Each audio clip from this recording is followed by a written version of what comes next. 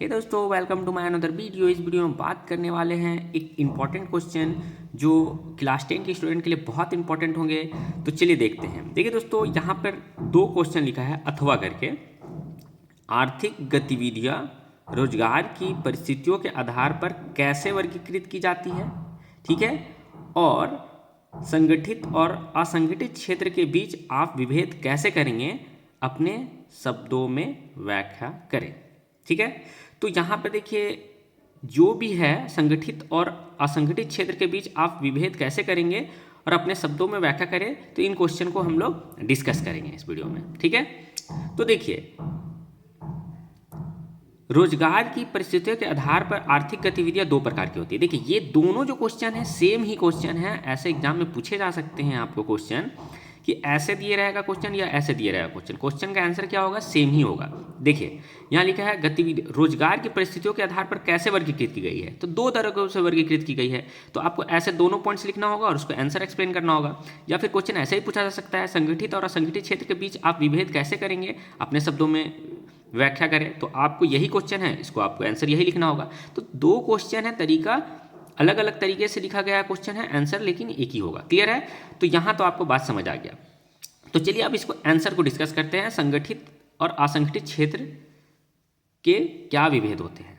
तो देखिए रोजगार की परिस्थितियों के आधार पर आर्थिक गतिविधियां दो भागों में वर्गीकृत की गई है। पहला है संगठित क्षेत्र क्षेत्रक और असंगठित क्षेत्रक। अब ये दोनों क्या होता है इसे डिस्कस करेंगे, बहुत इंपॉर्टेंट होगा।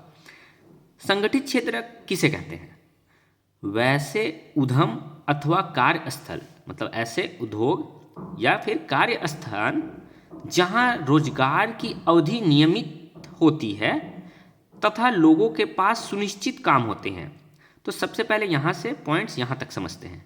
देखिए वैसे कार्यस्थल या वैसे उद्योग जहाँ पे रोजगार की अवधि क्या है, नियमित है।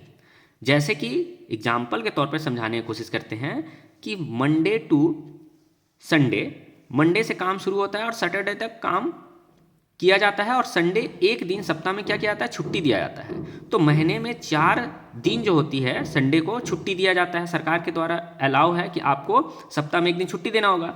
तो क्या है, ये संगठित क्षेत्र इस चीज़ को फॉलो करता है कि महीने में 4 छुट्टी व्यक्ति को देता है, ठीक है, और उसकी अवधि नियमित है, मतलब कि आप सप्ताह में आपको 6 दिन काम करना होगा, एक दिन हम छुट्टी देंगे। ठीक है, तो ये चीज़ को बोला जा रहा है संगठित क्षेत्र के अंतर्गत आते हैं। ये क्या आते हैं, संगठित क्षेत्र के अंतर्गत आते हैं। संगठित क्षेत्र के उद्यम सरकार द्वारा पंजीकृत होते हैं। ये क्या है, रजिस्टर होता है सरकार के अंतर्गत, ठीक है, तथा उन्हें मतलब उद्योग वाले जो गवर्नमेंट होती है उसके द्वारा क्या होता है, पंजीकृत होता है, तथा उन्हें सरकारी नियमों एवं विनियमों का अनुपालन करना पड़ता है। तो देखिए रजिस्ट्रेशन जिसका हुए रहता है, ये संगठित क्षेत्र के कंपनियां होती है या फिर कार्यस्थल होता है, और ये सरकार के जो भी नियम होते हैं उनमें से पालन करना पड़ता है। जैसे कि मान लेते हैं कि 8 घंटे का एक व्यक्ति का ड्यूटी होता है, 8 घंटे तक वो काम कर सकता है, उसके बाद क्या होगा, उसे छुट्टी मिल जाएगी। ठीक है, तो ये सरकार के द्वारा मतलब बताया गया है कि टाइमिंग है कि लिमिट दिया गया है,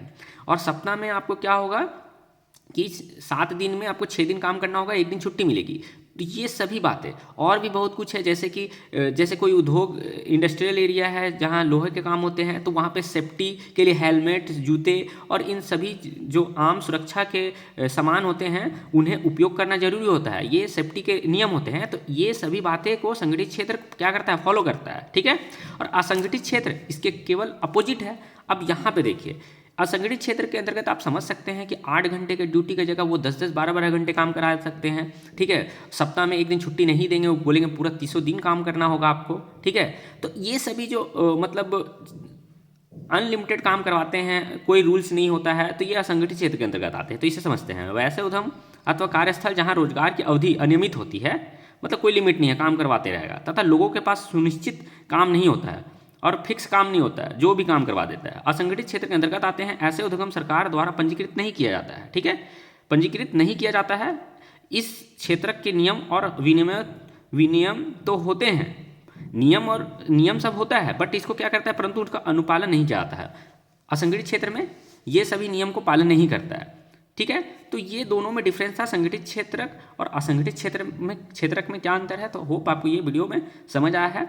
तो यदि आपको ये वीडियो अच्छा तरह से समझ आया है तो जरूर इस वीडियो को लाइक करें और मिलते हैं इस तरह के इन्फॉर्मेटिव एजुकेशनल वीडियो के साथ। Thanks for watching.